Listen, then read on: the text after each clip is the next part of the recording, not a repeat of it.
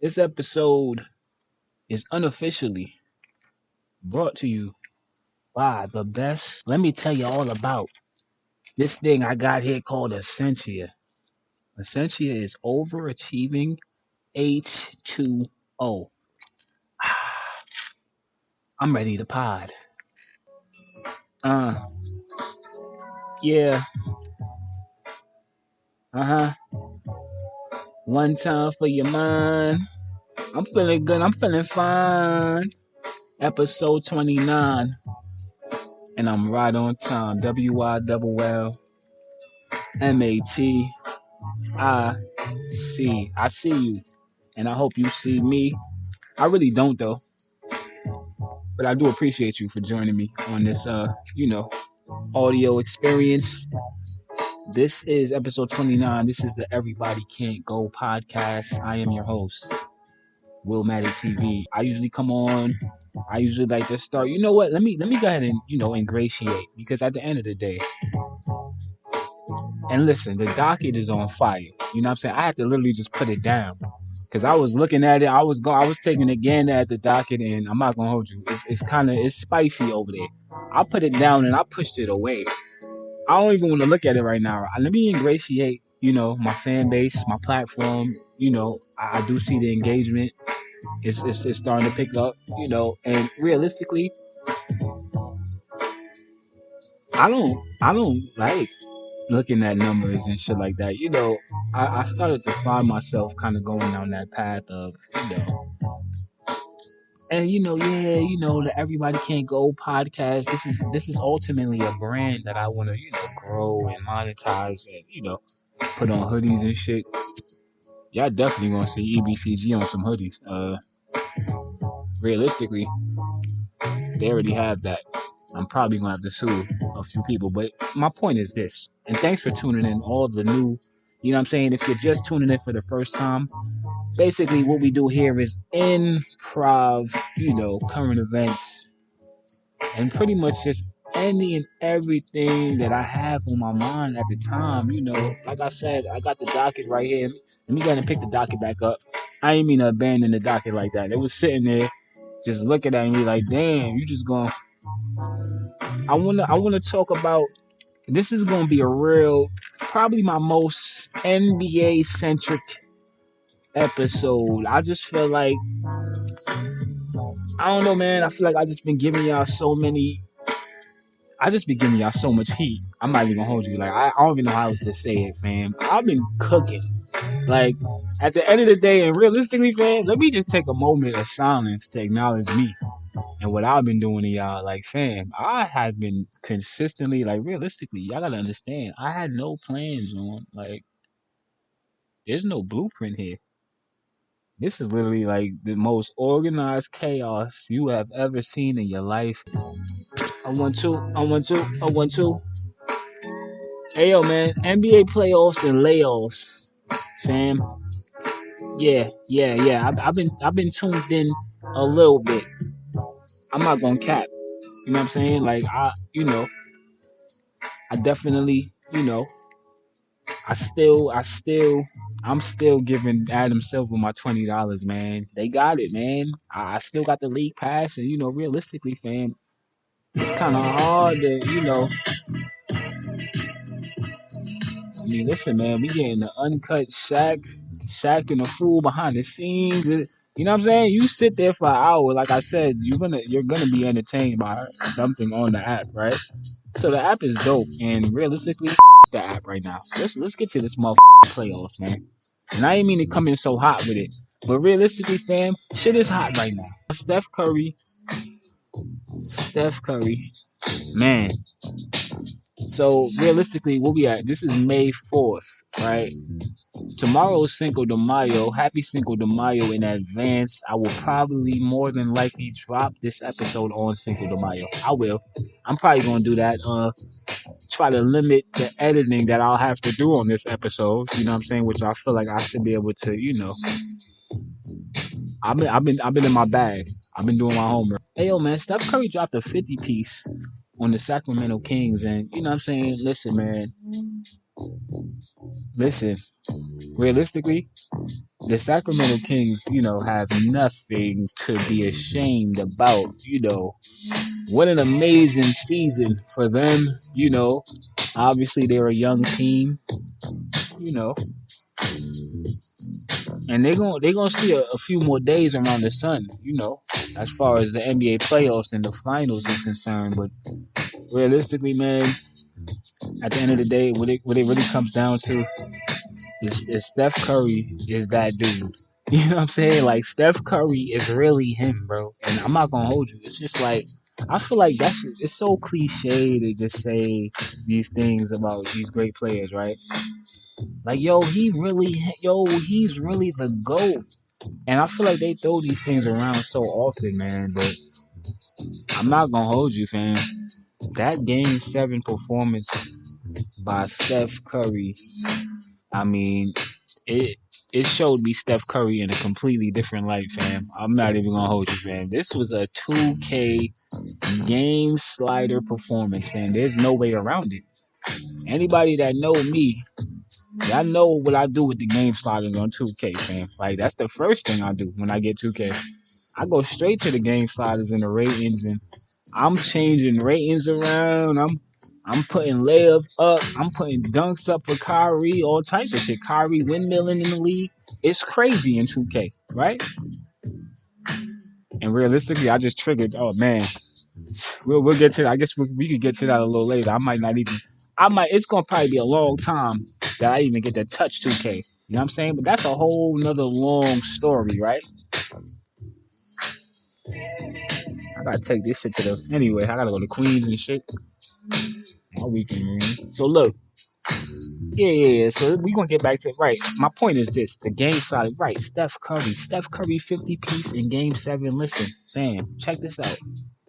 It was the first 50 piece in a Game 7, which is crazy. The whole thing about it is, I just feel like it's his poise, right, and the way he handles the big moments. Steph Curry was getting criticized for a long time there.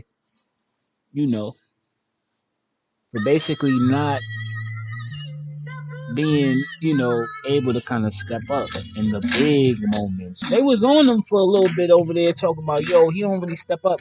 Listen, my point is this. That narrative is out the window and in the trash, man. He clearly steps up in a big moment, and realistically, fam, it was the Kings versus Steph Curry, fam. It was Steph Curry versus the Kings, fam. It was a 1-on-5, fam. At a certain point, it was just Steph Curry off the screen. He back and forth, skipping to the loo, like, bro, the scoop layups, the floater package, you know what I'm saying? He dribbled around the whole team at the end of the game, you know what I'm saying? To really rub it in. That's when you really, you know what I'm saying? That's basically like the exclamation point, the dagger in the heart of the Sacramento Kings fans who all came to that game and really thought that De'Aaron Fox was about to get an NBA championship, man. I'm not gonna hold you. Like, listen, great player, great upside. Not this year, not right now, not with Steph, fam. He wasn't playing with him. Did you see the post? The post press conference after Game 6, fam. Like, if you watch that, I mean, you kind of knew that Steph was coming in here to do something, right? He sat there, man. He stared every reporter right in their eyes. He stared them down, and he said it with a straight face, fam. I'm not even really worried about what just happened in Game 6, man. Game 7 is next, and I have a next game mentality, and that's what we focused on. And, we see what he came out there and did. It was an amazing game, amazing performance. I'm probably going to have to watch that again at some point before this week is over, man. Because you just, like, you know what I'm saying? It was just such an inspiring performance, bro. So shout out to Steph, man. They definitely advanced, and they're currently, they ran into, the Smash Brothers over there. You know what I'm saying? AD and Braun. So right now, what is it? 1-0. Lakers is up 1-0. I mean, I feel like it's gonna be. This might be another Game 7 series, fam. I'm definitely not counting Steph out. You know what I'm saying? After what we just seen him do, I'm losing my foot. Pardon me. I'm losing my pod voice. It's happening again. Y'all know what I'm about to grab though, right? Listen, man. Come on. 9.5 pH or higher. Purified electrolytes for the taste. And like got the 50 ounce. Come on, man. Stop playing with me. Essentia, holla at me, man. Y'all need to really holla at me, though. Y'all need to really holla at me. I might be single-handedly keeping y'all in business, fam. I see what's going on with these damn corporate. There's a lot of layoffs going on, and like I said, yeah, no politics this episode. We don't want to talk about none of the negative shit that's going on. You know what I'm saying? We might have to touch on something a little negative later on, but we'll get to that when we get to that. Right now, we're in the NBA playoffs, right? So, yeah, the Lakers is up 1-0. You know, we're going to see if Klay and these other players can step up. You know what I'm saying? These role players over there, you know, obviously, Jordan Poole had a pretty big game. You know, they definitely been, you know, needed him to step up. You know, I'm not really sure what's going on with Wiggins. He kind of been on and off. You know, Draymond, obviously, is Draymond. He gonna probably get a couple of, you know, he'll get ejected from at least 2 games or something. You know what I'm saying? It's gonna be one of those. It's gonna be one of those. AD's in his duffel bag though. AD's in his JanSport right now though. AD is looking like him, and realistically, fam, if AD can stay healthy for the remainder of this series, I mean, I don't know. They said that Draymond. Shout out to Draymond and his podcast too. You know, I definitely watched his latest 2 episodes, and I'm not gonna hold you, I actually enjoy it. You know, I feel like what he's doing is dope. Being an active player, you know, basically after the games, you know, dissecting the games, and it's essentially you're taking you're putting the power into your own platform, right? We see how all of these cameras, you know, wait for these guys after games, and it's 100 cameras everywhere, and you know, you kind of contractually are obligated to kind of, you know, give other people, you know, these big moments and, you know, these quotables and things like that. I do feel like it's dope that he's, you know, basically putting the power into the players' hands, essentially. And I feel like what he's doing is inspiring, and I feel like we should see more players doing that. I don't really want to see them sitting there uncomfortable and mad at the press conference. They don't want to go there. Let these guys go back on the bus, go back to their hotel, get their rest, and if they choose to, you know, whatever questions you may have, you know, you pull up to their episode of their shit. You know what I'm saying? So that they could make money off of their own interviews, basically. You know what I'm saying? We got a writer's strike right now. We'll get to that. Yeah, man. People be wanting equity, fam. Like, where is the equity? So that's Steph and the Warriors, man. Shout out to Klay. That's my guy right there. I definitely got a Klay autograph on a Gatorade bottle. It was definitely the Cool Blue, which is crazy because I don't remember the last time I drank a Cool Blue Gatorade, fam. That shit is definitely crack or some shit. That blue was just a different blue, is what I'm saying. And yeah, this was many moons ago. But yeah, I just want to see Klay back in his, you know, back in his JanSport too, fam. He kind of been looking a little, you know, he'll hit a big shot here and there, but you know, he ain't been looking the same since that injury, dog. I ain't even gonna cap. But that's my guy though. Shout out to Big Play Klay. So that's the Warriors, that's Steph, that's the Lakers, that's what's going on currently right now. You know, we got Joel Embiid MVP, man. Salute. Joel Embiid. Finally, bro. Finally. Nah, I gotta do it. I gotta do it for the MVP. Come on, man. This is his first, you know, first MVP award, and you know, obviously, this is something that he's been, you know, chasing down for years now, right? And obviously, you know, his story, you know what I'm saying? He had a, you know, his journey to get to this point, all of the, you know, the hurdles and the roadblocks, you know what I'm saying? It's a major accomplishment, you know, so we just want to salute, you know, Joel Embiid. Who was the last MVP in Philly? Was it Iverson? The GOAT? Was it the GOAT himself? Huh? My guy number 3? You know what I'm saying? I believe so. Which is, you know, that was what, 2001? So we talk about damn near 30 years and shit. That's like 22 years they haven't had an MVP over there, man. So, you know what I'm saying? Big major, you know what I'm saying, stat for Joel Embiid. Unfortunately, that's where the congratulations end for me as far as the Philadelphia 76ers go in this series with Boston. Because at the end of the day, fam, we've seen this movie before. And I don't want to be disrespectful. I know.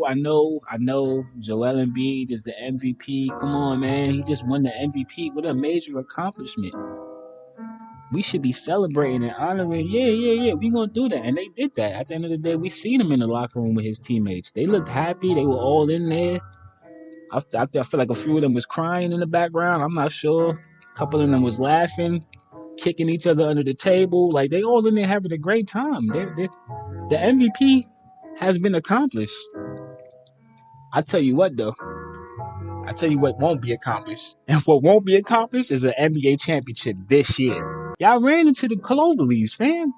It is Boston. The green machine is here, fam. Jason Tatum threw an alley to Marcus Smart yesterday, fam. I've never seen Marcus Smart dunk, is what I'm saying, fam. This is a different energy that's getting ready to happen here. Now, I already said this 15 episodes ago, fam. There is no secret that the Boston Celtics are due. They are long overdue for an NBA championship. Now, I don't know if there's a team as deep as Boston in the playoffs right now. Maybe Denver. That would be the only team. That is the only team. And we're going to get to them next. But, yeah, they're too deep. They're too skilled. They got Tatum and Jaylen Brown. Did you see Jaylen Brown try to posterize your MVP? Let that just speak for itself right there, fam. Now, was he successful? No. It's Joel Embiid. He's the MVP, right? He stuffed that. He was right. His timing was perfect. I honestly don't know how he got to that, to be honest. I thought he was hurt, right? And I feel like Jaylen Brown was probably thinking the same thing, the way he attacked that rim. Because he went straight. He got the mask on, so, he not worried about no foul or nothing. But Joel Embiid, as talented as he is, I do feel like, Philly definitely, we got a James Harden classic in that last game, in game 1. You know what I'm saying? Which I didn't even watch. You know what I'm saying? Total disrespect. I just knew that was a lock for Boston. I said no Embiid, no problem, right? Unfortunately, what happened was James Harden channeled his Houston Rockets self, and Philly was able to, come away with a win in game 1. Obviously, Embiid was out with an injury. He elected to return for game 2. I guess his thinking was, well, he did say, I don't guess, he said this. He said, well, I thought, we had a major opportunity to come back. Basically, he was trying to get Boston the fuck out of here. Is what he was trying to do. He said, all right, if we up 1 right now, I'm just saying, if I ain't play, I just won the MVP. I know what really happened. He won that MVP. He started going back, looking at highlights. You know what I'm saying? He started feeling himself like, yo, man, we up. They might be a little defeated after that 1-0. He thought he was going to come back, and nah. They smoked him too, which is crazy. I got Boston winning the championship this year. I do, right? And I do have complete faith that they will be able to accomplish this. There's only one exception to this. And that exception is the Joker ain't joking, fam. Ladies and gentlemen, Nikola Jokic is a Loch Ness monster in the playoffs right now. All I'm saying is this. The Joker ain't joking, fam. That man just lost the MVP, right? He was trying to three-peat, right? He was definitely trying to join Larry Bird and whoever the other legends are in that stat, you know what I'm saying? To be the only players to three-peat the MVP. He wanted that. He wanted that on his mantle. All I'm saying is this. The Suns are getting fried, fam. The Suns is out of here. Pack Pheonix up, fam. The curse of CP3. Another injury in the postseason for Chris Paul, fam. You can't make this stuff up, bro. You can't write a better script or a worse script for Chris Paul's career, fam. This is an absolute an abomination to sports. This is an absolute. This is like the goddamn Kennedys of the playoffs, man. Like, what is this nigga jinxed permanently? Like, bro, did somebody put a goddamn spell on Chris Paul's body, bro? What is going on with CP3, fam? I'm upset, and I'm not invested. I can only imagine with the Suns and more specifically Kevin Durant, whose legacy is completely being eviscerated at this point. Like, I mean, listen, fam, you came over here again. You did it again. You went somewhere else again. How many times are we gonna see you go? Pack your stuff up. You brought your KDs over there. You got the purple with the orange already. You be having the colorways quick. You feel me? You ready to go to another team with the colorway. I'm just saying, man. I'm just saying, fam. I don't know, bro. Your legacy's not. It's looking. He got the Nike deal though. He got the legacy deal. So realistically, fam, I might need to relax. That's really probably more. That's probably what's more important. I mean, the way things is looking. You know, you see what I'm saying? Everybody getting laid off and shit. He might be ahead of the game with this one. Forget I don't need a championship realistically. I need the bag, fam. Salute to KD for that Nike lifetime deal. Even though I don't really, listen, man. Me and Nike, we had our differences in the past. You know what I'm saying? And I definitely want to go on record officially to let y'all know. Because at the end of the day, this is the people's podcast. I do this for the people. You know what I'm saying? And y'all might have heard me say something along the lines of, we going to boycott Nike this year. Well, I was. But what happened was, I'm not going to do it, man. I don't want to do it. I don't want to be a revolutionary anymore. You see what's going on out here, fam? I'm going to wear some Nike, bro. Sometimes. Now, I'm not going to OD and do it every day. I'm going to have some, balance. I'm going to go to 125th. I still got my Malcolm X shirts. I still got my medallions. Still got my dashi. We going to balance it up real good, is what I'm saying, right? But you need the check, man. You need that check on you at some point. You do. You just do. It is what it is. They branded it too good. All right, I admit it. They got me. They got me and KD. KD getting the bag, though. I'm just wearing it, which is crazy. Nike might need to holler at me. Facts. Nike and Essentia, nigga. My two sponsors. My two future sponsors. I just feel like I just lost myself completely, right? Oh yeah, Chris Paul, the injury. So what is this, right? A hamstring injury now. I mean, alright. Okay. I mean, it is what it is, Everybody can't go. Everybody can't go. What do you know? Chris Paul, man, everybody, everybody can't go. That would be my message to Chris Paul right now. Everybody cannot go to the NBA championship game, bro. I mean, clearly, it's crazy, man. And he's so talented that you want to see him in that moment with KD and Devin Booker. Devin Booker is probably, man, that nigga probably about to go get a tan or some shit after this. He done being light skinned. They just gonna be looking to change things up. But I mean, realistically though, they kind of didn't have a fresh start. So I guess it would be unfair to just expect them to kind of come and get this championship right away. It just looked like we've never seen Devin Booker and KD before. It felt like something was brewing there for a minute. But Jokic ain't joking, and Murray ain't playing with him either. Murray looking scurry. Jokic ain't joking. Who else they got over there? Aaron Gordon. Can't afford him. I ain't had nothing for Aaron Gordon. I didn't. But he over there cooking them. You know what I'm saying? He driving baseline. He stepping back. You don't know when he gonna shoot a dunk on you. Then you got Porter. Kevin Porter Jr. He's just like a hybrid guard center. Like, it's crazy, bro. Jokic is doing any and everything he wants. Murray's doing pretty much the same thing. So yeah, they looking pretty good over there in Denver. And realistically, that's the only team that I'm worried about right now. I'm just gonna go ahead and say it, man. That's the only team. It's Denver or Boston. Denver or Boston this year. It is what it is. AD gonna get hurt. I mean, listen, knock on wood. I ain't want to just throw it out there like that. Sorry, I apologize to all the Lakers fans. But what I'm saying is this: he gonna get hurt, man. AD's not gonna like. He'll come out and be amazing, and then usually that's a sign of an injury is around the corner for AD. Shout out to AD though. I definitely seen him in real life too.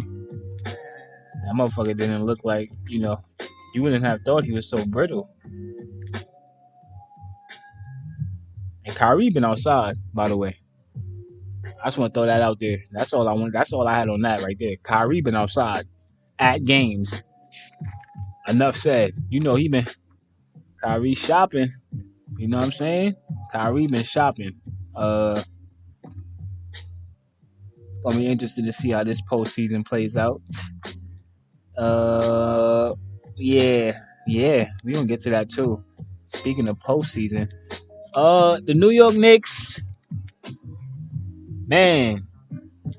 New York.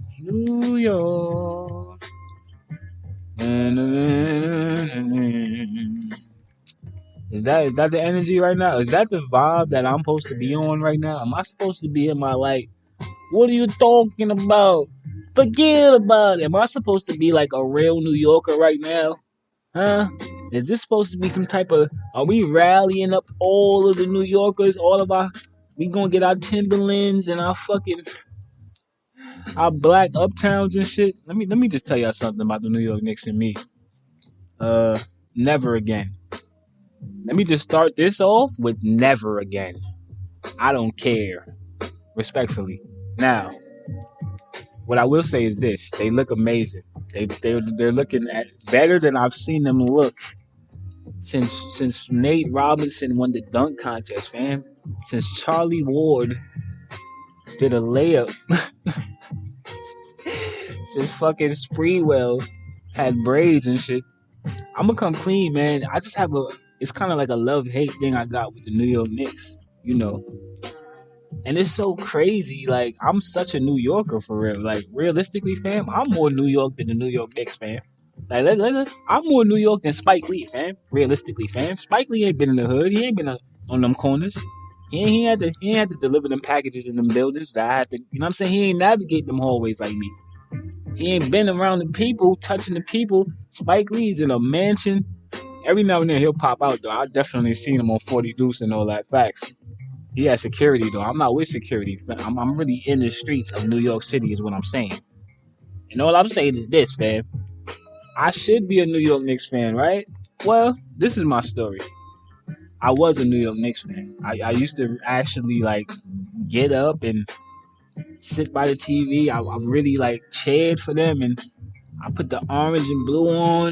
I was in Left Right City on the goddamn 16th floor, okay? Risking my goddamn life. 11 p.m., 12 a.m. Right after every New York Knicks win, me, Willmatic TV at 7, 8, 9, or 6 years old, fam, whatever it was, right? Because, the 90s is really when the Knicks was they was really cooking in the 90s and all that, right? I'm old enough to, actually say that I lived through that era. I used to start the chants on that balcony. Yeah. They didn't know if I was calling out gang shit or not, bro. It didn't matter, though. The spirit, the energy, the New York energy brought us all together. And I'm saying that's how we would start the chant, basically, right? Somebody would shout out, hey, yo. Then somebody else would, all right. We do that shit for 3 hours and shit, right? It was amazing. It was my first time actually, getting a sense of community. To be honest with you, right? To, you started to realize, you started to, see the faces of these people, right? You just much cooler when I could just hear you from across the... My point is this. I can never be a New York Knicks fan again after I seen... Who was that, bro? Larry Johnson? I don't even remember, bro. I had to erase these memories out of my brain, right? They missed a wide open layup for the championship or something crazy, bro. It's been too many moments of heartbreak and heartache for me, personally. Like I just told you, bro.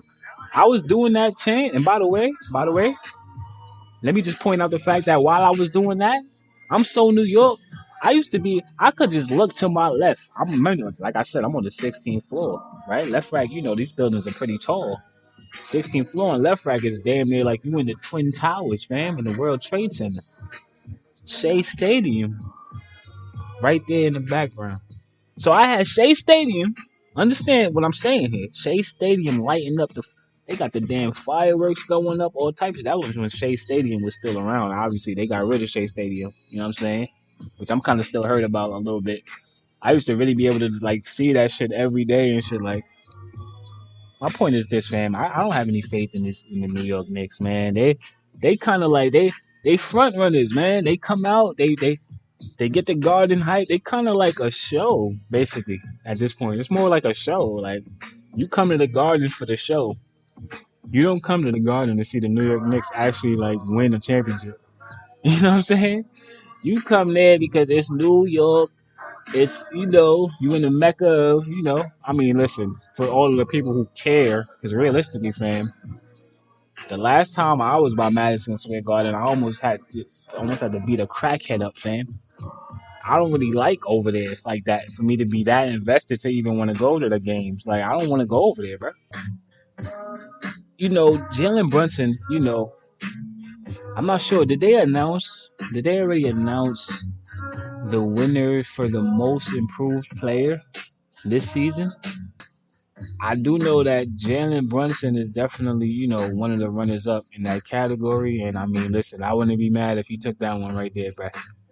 Once again, no, bias, New York Knicks and my history with the team aside. And you know what I'm saying? Realistically, I'm being facetious. I'm not invested in sports enough to care about teams and franchises. And I'm smart enough to know that behind every logo is a old white man. I don't do team worship, idol worship. I'm not really into that. You know what I'm saying? At the end of the day, I'm a fan of the sport and I love the game of basketball. So that's kind of really the draw for me. But personally, I don't really care about these teams like that, bro. And I'm not gonna hold you, bro. Like, sometimes I'll be outside and I'll be seeing some of y'all, man. Y'all be damn near the team mascot, bro. Like, what's going on, fam? We get it, fam. I know that's your favorite team. I can clearly see that. But you don't need to have on the socks with the... It's kind of crazy, right? To me. I'm just saying, there's just certain things I see now that I just don't understand anymore. I'm not getting paid, bro. What I look like wearing? Yo, they doing Dillon dirty, fam. I was trying to save it, man, but I'm getting antsy. Why are they doing Dillon like that? Let's talk about it. Come on. They doing Dillon dirty, fam. And I'm not gonna hold you. Like, see, this is the thing with me, right? I could say things about a player. Like I said, none of this stuff is really personal to me. So, like I said, I kind of just be having fun with it. I definitely had some things to say about Dillon Brooks on my last episode. And realistically, fam, I haven't seen enough Dillon Brooks highlight plays, okay, for me to even care about Dillon Brooks. Like, that's just the reality of the situation. And respectfully, right now, I don't like to kick a person when they're down, is basically my point that I was trying to get to, right? Now, if down, down is relative, right? I'm sure he's not down. I'm pretty sure he's doing okay, right? Because the way I see social media, it's just like, why is it that social media, like, this shit has literally become... Bro, it controls politics, it controls narratives, it controls family, it controls... Bro, this shit is the number one leading thing that is controlling the world and guiding us, fam. And there's no way around it, fam. All of the narratives that were painted about Dillon Brooks on Twitter and all of the other platforms and TikTok and all of the memes and stuff. I mean, it's been a damn meme smear campaign on Dillon Brooks' NBA career, man. It's a new meme every hour about this guy. I just feel like some of that kind of trickled over into like real business, which I do feel like is fucked up. Basically, it's fucked up, and I don't even like to curse like that on my episodes. I don't. I might not edit that out though. I might leave that. I might leave that F bomb in there, fam. That's fucked up. They letting, you know what I'm saying, social media and kids essentially, and little fucking white kids that don't even have any athleticism, bro. These are kids on the internet just typing shit, bro. Y'all letting this shit actually dictate how y'all conduct business and how y'all deal with personnel and people who basically contributed to your organization and your franchise. I feel like it's foul, bro. I do. Now, at the same time, it's kind of funny, right? It's kind of funny. It's kind of funny a little bit to kind of be able to like be like, aha, now look, because he was kind of talking a little crazy over there for a little bit. He said some things about Braun, something about a 40 piece. I catch everything. I didn't even see that game, but I know he said something about a 40 piece and he got real slick. And they had to come in 40 piece them real quick in overtime. Braun went crazy. He was going up, driving to the left, all type of shit, right? Yeah, the Memphis Grizzlies put out a statement in regards to Dillon Brooks' future with the organization, basically stating that there is no chance in hell, fam, that you will ever wear a Memphis Grizzlies jersey again. That's not what the statement was verbatim, but that was kind of how it was taken and ran with, by social media once again, because they'll create a narrative, then they'll come back to laugh at you when you get fired and shit. Like, bro, like, what is this, bro? This thing is killing people, bro. Like, killing careers, killing the damn nature. Like, bro, I'm not sure what Dillon Brooks is going to do. I'm not sure what team is going to pick him up. I'm pretty sure he'll figure that out. I'm pretty sure there's going to be some interest, man. At the end of the day, man, realistically, fam, yeah, he kind of became, a big name now to a certain degree, right? I feel like his name has been trending enough. Dillon Brooks is somewhat of a draw now, is what I'm saying, right? So there's gonna be a team or two, that look at their attendance and shit and say to themselves, listen, man, them TikTok videos ain't working. We gotta do something to generate some interest here. And you can obviously use a guy like Dillon Brooks and social media, enough said, right? To generate some interest. Come on, man. Look how I tied it in at the end. I ain't even playing that either. But that is what they do, though. That is what they do. They look at their numbers, they look at engagement, the demo, who's not watching, who can we get so that they can start watching. It's all about numbers. It's pathetic. Episode 29. It's May 4th, ladies and gentlemen. Cinco de Mayo weekend. Drink responsibly. Am I done with the NBA? They doing Dillon dirty and I don't like it, son. I don't like it, son. Shout out to the It Is What It Is podcast. So it's Cam and Mace. It's Cameron, not even Cam and Mace, but shout out to Cam and Mace and Stat Baby, you know what I'm saying? Treasure Wilson. Shout out to you.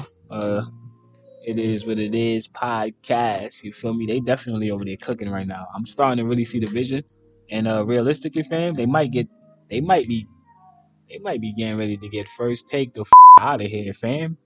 They keep doing them damn halftime late night shows and shit. Mario Chalmers and Cameron are supposed to be playing some type of one-on-one. Right now, they kind of trying to I see how they, Cam basically trying to promote it, build it up, hype it up. He basically saying listen, Mario, you not really, I seen what you was making last year, fam.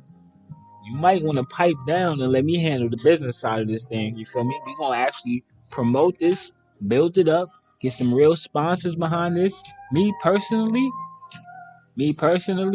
I'm looking at that you kind of don't really want to smoke for real. Because I mean, realistically, fam, when somebody want to hoop against you, fam, if somebody challenge you to a basketball game, bro, it is your duty and your obligation to respond right away. There is no setting up. We not putting this in the calendar, fam. Where is the hoop, fam? We could go into the garbage can, whatever, bro. You want to put the money on the line? We doing it on the spot, is what I'm saying, bro. And all I'm saying is this: I really want to see that game. I do, because Cam is talking crazy, and I'm just saying, man. Mario Chalmers he's been a little bit more active than you.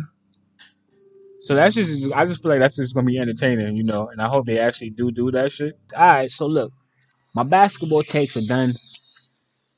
I think we're done having fun. Let's get a little serious. Yeah, turn me up. Mic check, mic check. Am I too loud? Turn me down. Cause I don't wanna yell.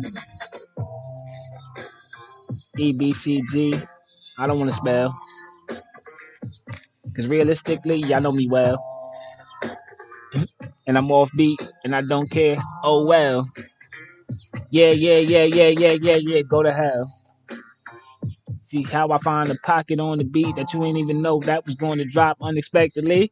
See what I do when I know exactly what pocket I do. Yeah, I could dump on this right here. I will dump on this right here. I will. This one of them like it's like a Missy, like a Leah vibe right here. One of those. Yeah, this is R&B. What is this? I damn near want to get up to look. So check this out, right? Alright, so I don't really know. I'm not completely researched on this next topic because realistically, I jotted down the majority of this docket 15 minutes ago, right? And that's kind of just how I get it done. You feel me? I kind of just sit there, I let the clips play, and I let the pen glide. You feel me? And then whatever I get is whatever I get. So I basically came across a news story that film and TV writers are currently going on a strike, and it's apparently this is we're talking about 11,000 plus writers. This is one of the biggest strikes in television TV history, fam. I don't even know if that's true. I don't. I just made that up off the top of my head. But the way they talking about it, I would assume that this is, not far fetched. I believe 1997 was the last time we seen something like this. This is unprecedented, you know. I do feel like it is ironic, right? And now I gotta go back to giving me props. I just on my last episode, right, gave y'all my very, very delayed reaction to Snowfall, the season finale of Snowfall, which I literally didn't watch one episode of the whole season, of any season, right? I didn't watch one episode of this thing. I gave a whole review of the last episode, the last moment of the shit. That's kind of foul, right? But realistically, I kind of could do that because I just feel like, like I said in the episode, fam, I do this. I do this. I ain't new to this. I'm true to this, right? I know. I kind of see how this thing goes here, and you will clearly see that I brought up something very, very specific on my previous episode, and what that was, writing, fam, writing. I literally said, do I gotta chop it out and put it in here? Because I'll do that if I have to, fam. I said I didn't want to do that much editing though. I don't. But if I have to, I will. Just to show y'all that I'm really him. I'm really him, fam. I specifically said in regards to Snowfall, basically I was speaking on all of the shows, all of these shows that we're all so addicted to. Huh? They got y'all like a goddamn what's the vacuum that clean the house for you? You just talk to it. That's what it feels like now, bro. Like we just talking to shit. Devices talking to us. We talking to device, bro. We are the AIs, fam.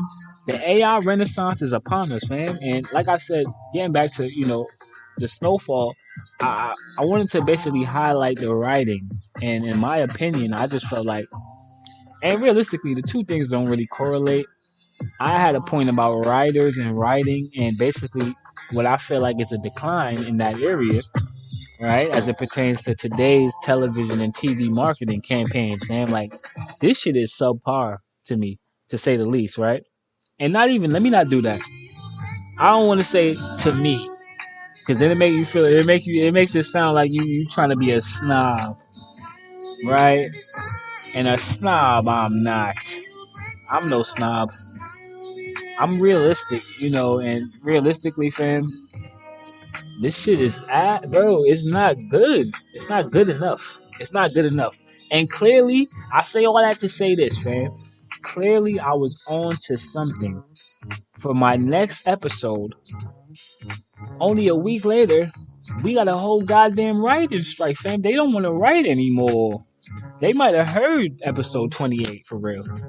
I'm not sure if, like I said, the engagement been listen, man, the engagement has been growing quietly, nonetheless growing. And I do see, different faces in different places. And all I'm saying is this, them niggas, they probably heard this shit for real. I don't know, man. Maybe did I put the writers to silence? Did I silence the writers in Hollywood, fam? Hold on. This might be breaking news for real. Yeah, we got to tune some things up. Their fight and my fight are two different fights. I do want to mention that as well. Basically, what they're talking about is not what I'm talking about right now. They over there talking about. So here are some of the sticking points. They want mandatory staffing for writers, I guess. Limits to artificial intelligence, as I just mentioned, AI. I'm not even really sure what that means. Limits. Okay, I think I know. I see where they're going with that. In other words, we don't want to become AIs. Let us do our jobs. Employment duration, right? I'm assuming that's alluding to what, more of a guarantee for work, right? I can't just come in on Tuesday and write a dope ass script. I need more time. You gotta employ me and pay me for a certain amount of time so I could really sit here and really craft this thing, fam. Y'all got the budget and all that. Cool, y'all got the bag, but I got the brains. And realistically, fam, there are no shows, and clearly, it's gonna be interesting to see how this plays out. It's gonna be a whole lot of reruns on. They might put fucking Flavor of Love back on this shit. They about to start putting all them old shows I was working back on, fam. The first season of Love and Hip Hop and shit. Yeah, it's about to get nasty for you, TV. Listen, man, like I said, it's y'all in the shows, man. It's not me. I don't really know what's going on. I just hear y'all get turned up, and I'll turn it on every now and then just to see, because at the end of the day, I gotta navigate, through society with y'all. At the end of the day, I kind of gotta study y'all. You know what I'm saying? So when shit is kind of like, noisy, I need to see what the fuck is going on. Quite frankly, what is this right here?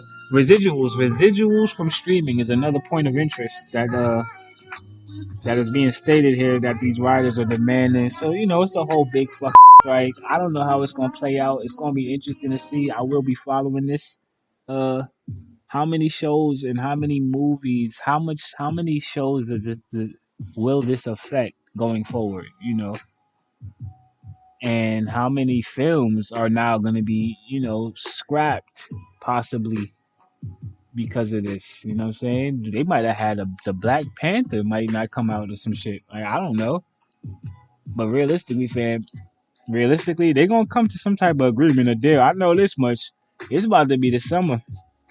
They going to want people in them theaters and shit. So, I'm pretty sure something will be, worked out here. It is interesting, though, that I literally was just talking about writing. And, yeah, man, it is important. It is important. It clearly is important. Writing is, it's kind of like everything that we see. It's like writing is involved. You know what I'm saying? Every news program, everything. These are all things that are being read. Somebody wrote this shit. This shit is way too smooth right here. I'm about to pick up the spliff and burn something. This episode right now. Hold on, man. Because realistically, fam, I'm already, an hour in, which is crazy. So I got a little work to do, Happy Cinco de Mayo weekend once again. Realistically, fam, I don't jack none of that. You know what I'm saying? I don't drink. I feel like one vice is enough. So on that note, let me go ahead and pick it up and get to it real quick. This is basically like 420 part 2 and shit. Every time y'all get drunk, I just get higher, basically. You know what I'm saying? The strain just get more potent and shit. Like, I don't want to drink anything. Fam? And when I do, Essentia, overachieving H2O. Come on, man. Y'all gotta give me the bag now. This is crazy, bro. Who doing Essentia ads like me?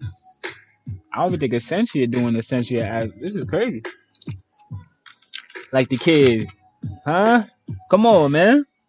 I'm in my hold on. I'm in my bag. I am low key. I could really give y'all like a 5-hour episode right now. I'm not gonna do that though. Y'all gotta start paying me. I get a little hour and change or something. You know, just a throwaway and shit. Like my son can't. What? He said, "I'm a beast when the beat break." You probably think I'm dope, like this the realest shit I wrote, but to me it's a throwaway. Yeah, yeah, yeah. He is I is he. WILLMAT.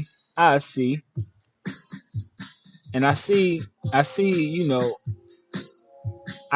that we're gonna have to get a little, morbid, unfortunately, on this next topic. Because like I said, I wanted to keep it, NBA centric, you know what I'm saying? I wanted to really talk about sports for real, but unfortunately, man, this one kind of slipped through the pipeline here and got to my desk. And where we at here? I'm on the wrong page, pardon self. There's just so much ink on the paper. So what I don't even know how to like get MMA on the train. And MMA on the train. That's what I wrote down. And I'm low-key I regret it now. Because realistically, fam, a man lost his life on the train is what really happened. And it's the thing, right? This is some incident that occurred on the F train. Broadway Lafayette was the stop, I believe. Basically what's being reported. I wasn't there, so this is all speculative to me, right? An erratic, 30-year-old houseless individual apparently got on the train. Now this is the thing, I'm not gonna hold you.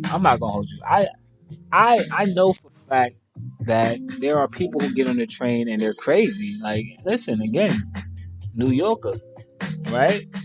I can literally write, if y'all think that I'm cooking with these podcasts, man, if y'all think I'm cooking because I got up to episode 29, you know what I'm saying? I already got 29 pages of heat, like right in front of me right now as I speak, right?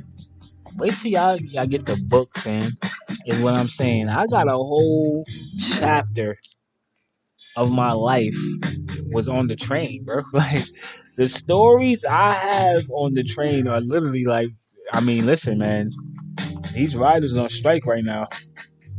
Listen, I'm saying, if anybody need a script, you know what I'm saying? Holla at the kid, bro. I got a script for you, is what I'm saying, with this whole train NYC situation. Like, all I'm saying is this. Yeah, crazy people are, we see them more frequently than not on the train. And, this is something that I brought up on previous episodes as well. I do feel like the homeless outreach,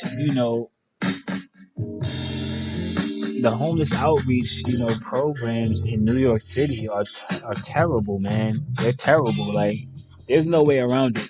I don't know every single individual one to say that they're all bad, but what I can say is that the ones that I've witnessed and seen up close with my own eyes and my own ears were absolutely horrific, bro. Horrific. They're not reaching out to anybody, bro. They're not. They don't even give you a napkin, fam. They just walk, stick their head in a couple of the cars, and keep it pushing, fam. Like, they don't really try to, like... So I say all that to say this. I do understand that it can be frustrating, right? It can be frustrating, trust me. I had to put a couple people in the corner myself. I ain't choked nobody out. And 9 times out of 10, with me, let me just say, you have to know how to kind of navigate in life in general, right? And just adapt to different situations and different environments. That might be one of my most pertinent skills that I have, man. to be honest, and if I'm being realistic, man, my ability to adapt to environments is literally top tier, man. I'm in the top three. Like where they put Pac in the top three of hip hop, I'm there, fam, for that. You gotta just know how to move and read the room and kind of just understand what's going on and how to approach certain situations. You know, I'm not gonna sit here and act like I ain't have a few run-ins with individuals who, you know what I'm saying, who may have been a little loony or whatever the case may be. You wasn't as loony as me, not that night, because I really don't be going for it personally. What I'm basically trying to say is I understand the perspective of the individual who's frustrated and feels like, damn, I just want to ride the train and go home or go to work, or I don't really want to have to deal with you and your mental illness, fam. Right? I understand that perspective. However, at the same time, you know, I feel like situations vary. This situation, you know, what's being reported once again is that the man was being erratic. I don't hear any reports of this man being a physical threat though. That's the only report that I haven't heard. So, you know, again, I can't really speak on whether or not I feel like an individual was right or wrong here until more information is released. They obviously have footage of the incident. It looks crazy. You know what I'm saying? Which is why I put MMA on the train, his fam. I'm an MMA fan, right? I'm a UFC fan. I kind of, you know, that chokehold that he had on that brother was a guarantee. I mean, he was trying to put him out at the very least. I'm not gonna say he wanted to kill him, but he knew he was gonna put him out. And you know, they also reported, you know, the individual who applied the chokehold, by the way, was a 24-year-old white male, which I do feel like is noteworthy in this situation because the victim was a 30-year-old black male, and we are in America, right? So we always need to point out these key details as well, right? You got this man in a goddamn Darth choke on the goddamn floor. He had him in a rear naked. That was a rear naked choke, bro. That's literally a mixed martial arts move.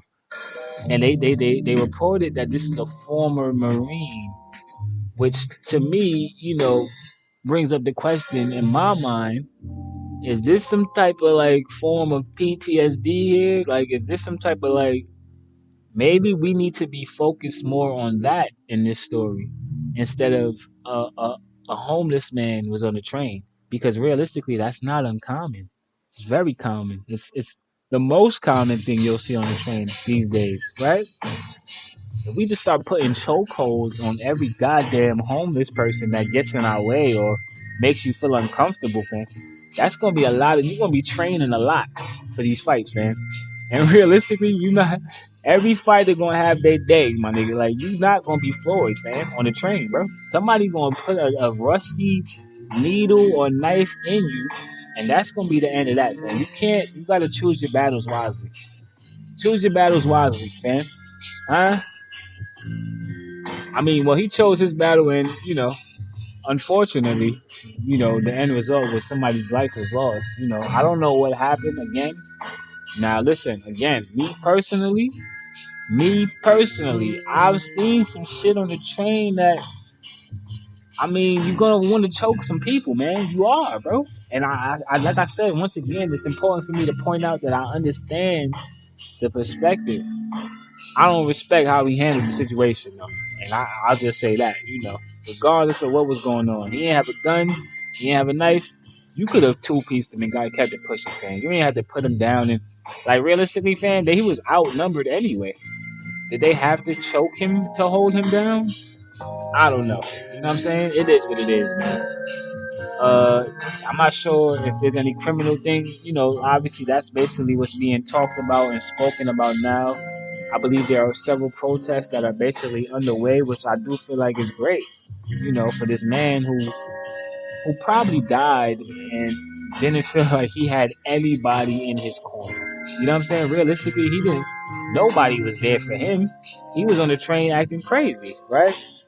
So now to see these people, you know, in his death, kind of, I do feel like in his honor, you know, for his sake, right? That is a great thing, right? And we will see how this unfolds. Once again, I don't really have a real, opinion on the situation, on if I feel like it's right or wrong. I don't have enough information yet, is what I'm saying. Now, if it come out that this dude was some type of pedophile, rapist, anything along these lines, then nigga, I already got some kicks in while he was choking him. Realistically, right? Fuck that dude, if that was the case. There's a lot of those out there too.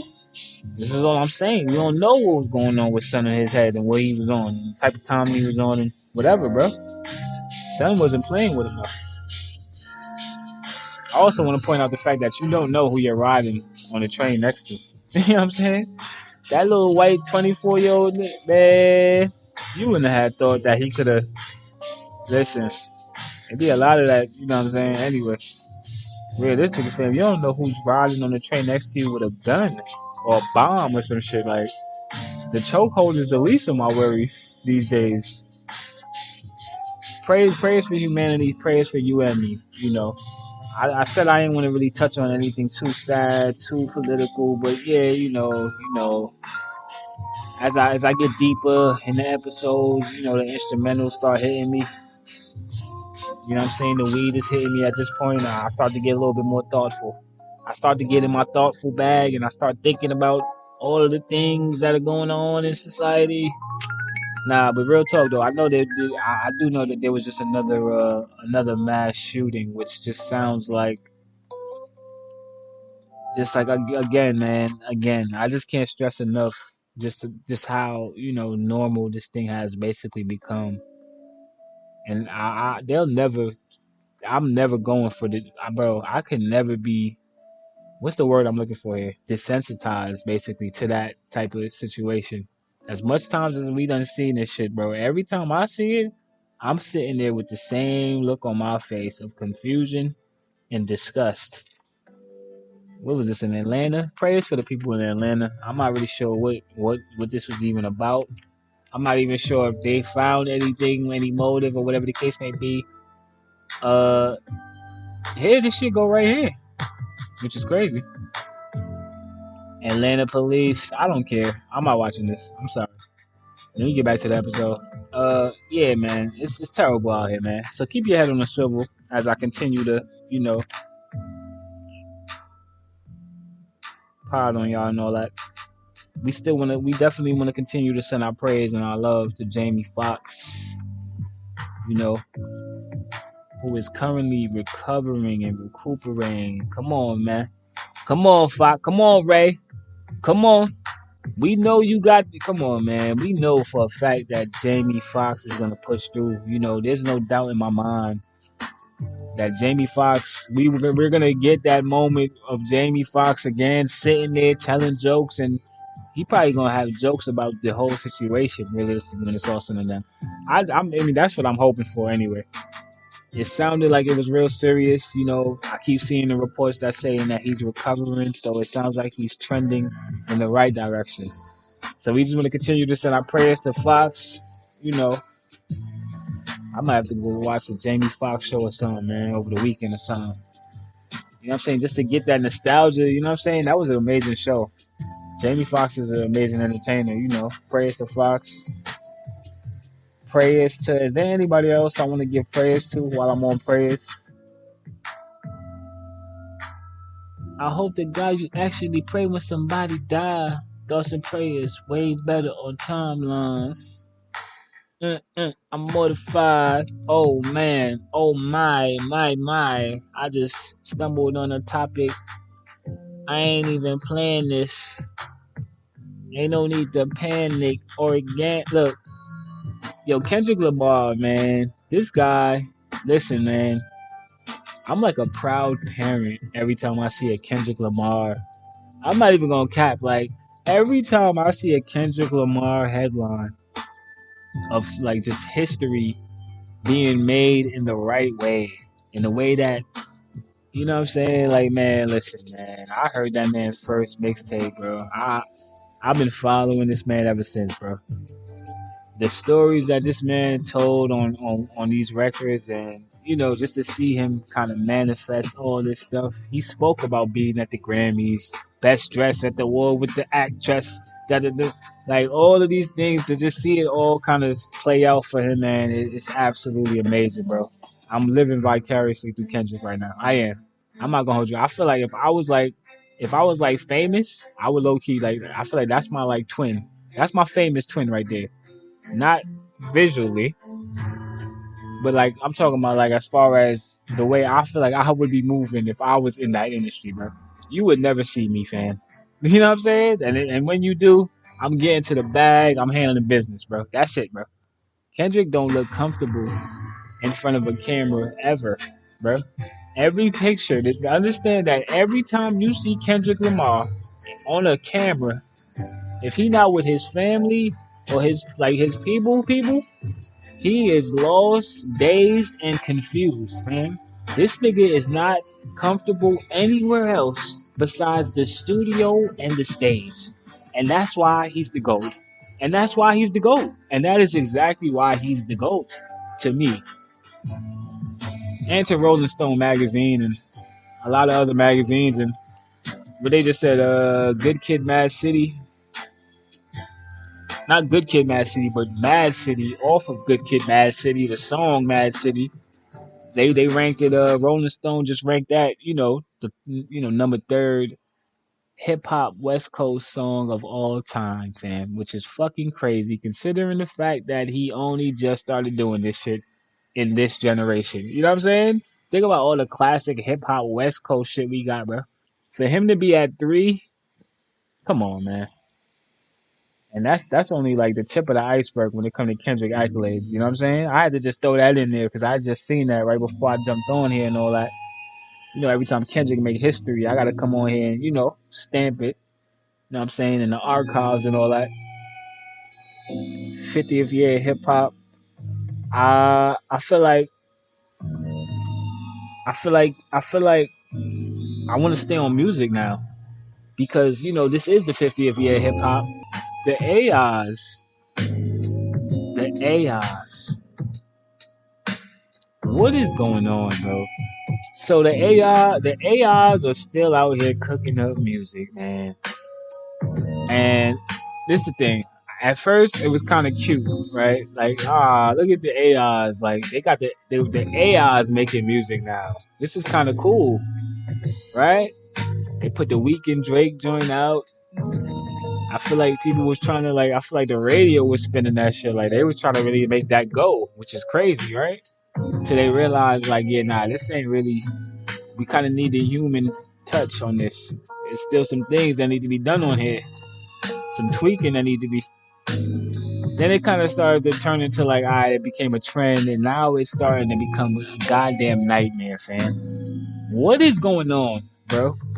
Why did the AIs, not the labels, not Diddy, but the AI put out a new Biggie Smalls, fam, just dropped and hit the internet 2 weeks ago, bro? Or what was it, 2 days ago?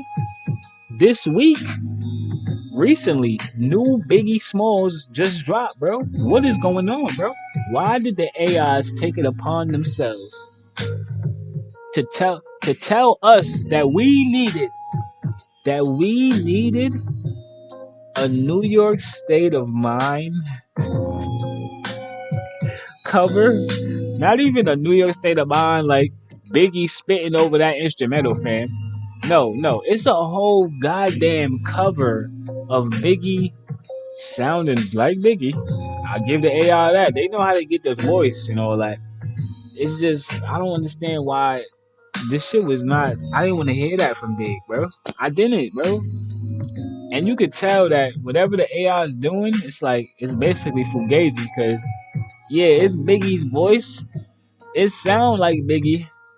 You know what I'm saying? But it's basically all the Nas's cadences, right? So that's why it's a cover as opposed to Biggie on New York State of Mind, which is what I thought I was getting ready to click on, fam.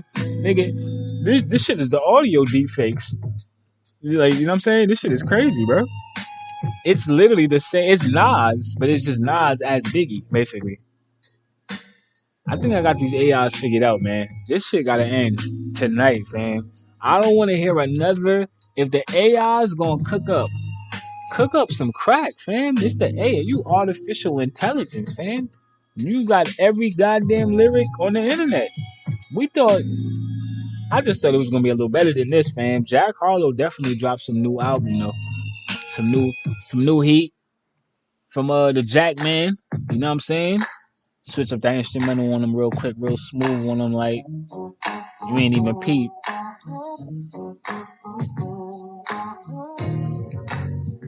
Yeah. Nah, that's too R&B though for this. Hold on. Oh wow. That's crazy. This podcast right here goes out to every teacher that wrote a note and put it in my book bag and lied on me and was saying all them things about how I used to be in the classroom. Baby, it was all a nightmare. I used to be right there in that chair, the teacher sitting there lying, trying me.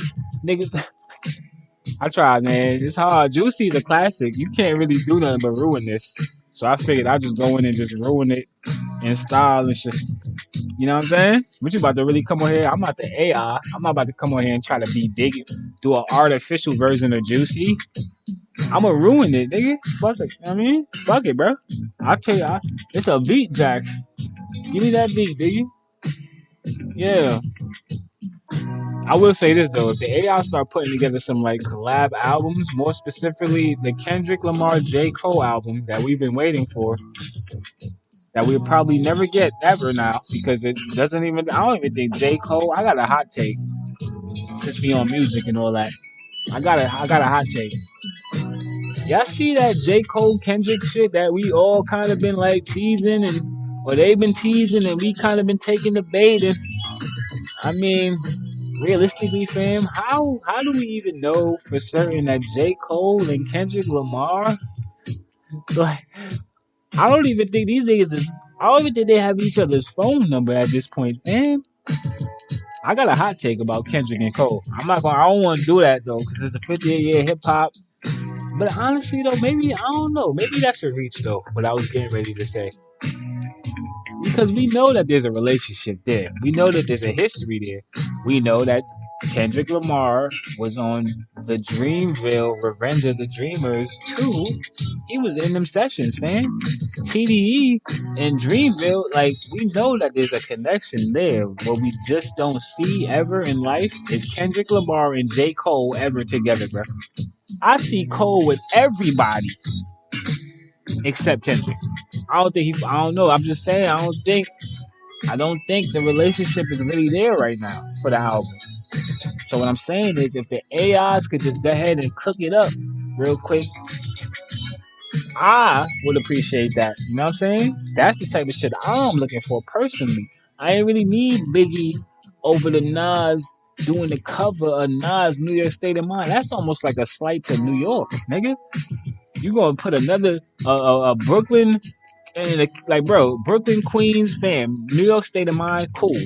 They both New York artists at the end of the day. So realistically, I'm probably reaching with that, right? I'm trying to start a whole borough war and shit. You put a Brooklyn nigga on a Queens nigga shit. These AIs is going crazy, man. Jack Harlow dropped some new midz. That's kind of pretty much all I have on that. I just kind of went and seen what was going on, and that's pretty much how that album is gonna go. It's a quick one, which I do appreciate when it's an artist that I'm not really necessarily looking forward to, but I do want to kind of tune in to be, just so I can kind of have a good reference point of where that artist is currently, musically, sonically. And it's a midz. It's a midz for sure. It's not trash. I wouldn't do that. I'm not gonna say it's trash at all. Like some people might say. A lot of people might say. But I'm not gonna say that. I'm not gonna say that. It sounds like, basically just some of the old leftovers from your last joint, basically, that you just kind of probably went in there and refurbished up. I'm not gonna say that. A lot of people probably gonna say that. I'm not gonna say that. I'm not gonna say that you kind of basically are a hybrid of Asher Roth and fucking, I don't know, Yellow Wolf or some shit, bro. Like we don't know, bro. What I'm trying to understand with Jack Harlow is what, fam. We seen Asher Roth do it, bro. Asher Roth, Asher Roth, Asher Roth, and I probably just f***ed their head up just now. Like, oh shit, he right. Y'all not gonna tell me I forgot about Asher. Asher, Young Ash was basically Jack Harlow before Jack Harlow, and all I'm saying is I'm just having a hard time just seeing past the carbon copy and the repackaging of shit that we already seen previously work. You know what I'm saying? Or not work. You know, I just don't feel like Jack Harlow. I just feel like, there's somebody that clearly wants him to win, and clearly, based on these sales that just came back, he got a fan base that want to see him win too, which is dope, and ultimately that's really all that matters, not my negative opinions on my podcast. Shout out to Jack Harlow though. I don't have no real personal, I don't think Jack Harlow is like I think he's cool. Like, I think he's a cool person, When I see him in interviews and shit like that, he seemed like he a cool guy, down to earth and all that shit. But realistically, I don't care about none of that. I'm just here for the bars and shit. You know what I'm saying? I don't want to trash you, but at the same time, I kind of do need some bars to be engaged. Otherwise, what am I engaged in? Just you as a person? I know a lot of people already. I'm cool. I need bars, fam. So Jack Harlow, I say all that to say this. Get back in the lab and figure something else out, bro. This is me, Willmatic TV. This is what I'm saying. Now, y'all just heard me say what I said on my last episode about these writers and all that. And fast forward, y'all see where we at now with the whole writing strike. I'm not saying I'm Nostradamus. The Illmatic, I might be synonymous, autonomous, prominent, lyrical dominance from Providence, reporting live. That would have been a bar if I was from Providence, Rhode Island, and shit. I'm come clean. This episode has been great. I feel absolutely amazing, despite the fact that I have not eaten breakfast and it is literally going on 4 p.m. Good job, me. Good job. Oh, that's a fact. I ain't even hit y'all with the Met Gala. The Met Gala festivities that took place over the weekend. I'm gonna come clean. I just seen, what everybody else seen. They always. I don't really understand the Met Gala fully yet. But what I will say is this. I do want to go. You know what I'm saying? I want to go. I do. I don't even want to go and be on the red carpet, though. I want to just go and just be adjacent to the red carpet. And I won't say any more than that. I do feel like the E.B.C.G, you will see me on a red carpet one day. Absolutely. It's going to happen. I mean, it could probably happen tonight. I'm just saying, you never know. I might already went to the BET studios and shot something. I'm just saying, you never know with me. All I'm saying is this. I see the red carpets. I see the interviewers on the damn carpet, bro, and y'all put me to sleep, man. What are you wearing? It's the same questions, the same designers, fam. The Met Gala is cool. It's cool. It's cool if you're into a bunch of pointless, weird looking, clothing and shit that. So realistically, fam, obviously there are people who are super into fashion, and right now this is blasphemy what I'm saying to them. And it is what it is. Everybody can't go. I can't go to the Met Gala, right? I gotta just acknowledge the fact that I can't go to the Met Gala. I might want to go for business purposes. Maybe I want to run into a few artists or whatever the case may be. It is what it is. Not to mention, I do feel like, I put that shit on and I hit that carpet. I'm going to knock one out of the damn park at the Met Gala. It's going to be Shea Stadium in that bitch when I hit that damn carpet. I'm just saying, fam, like, they on me when I got my work attire on. Dirty and shit. Stains on my shit. Throw me on that damn carpet in the Met Gala. Anyway, I'm not really that engaged. I did see a few people.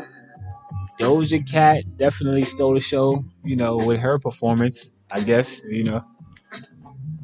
Doja Cat literally went to the Met Gala dressed up as a goddamn cat. Listen, fam, like I said, bro, I don't really understand it. Like I said, the Met Gala thing, like it's kind of like Halloween meets Labor Day. It's just kind of like a hybrid of a bunch of different like festivities in one and shit. With just everybody wearing a bunch of fancy, overpriced design and shit. Chanel was the theme though for this year. I mean, I know that much. That's pretty much all I have on the Met Gala. The theme this year was Chanel. That's my Met Gala take, ladies and gentlemen, and that, fortunately but unfortunately for you, concludes this episode. Darn it! I know. You heard the docket close. That's the end of this journey. That is the end of this experience. That is the end of this episode, ladies and gentlemen. I appreciate you all. Man. I do appreciate you all for joining me. You could have been anywhere else on the internet, but you chose to stop and take a listen and take a look at what I got going on. For that, I do say I appreciate you. I do want to say prayers and condolences once again to Jamie Foxx. I want to say prayers for humanity. I want to say prayers for you and me.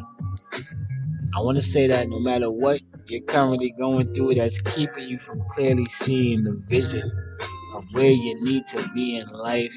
You just gotta persevere at the end of the day, man. You gotta push through. You cannot buckle.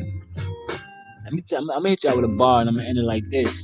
The devil don't take a day off. The devil is not taking a day off. So I can't take one off either. Willmatic TV, episode 29. It's almost a parade in my city. Yeah, no, maybe so. I don't know.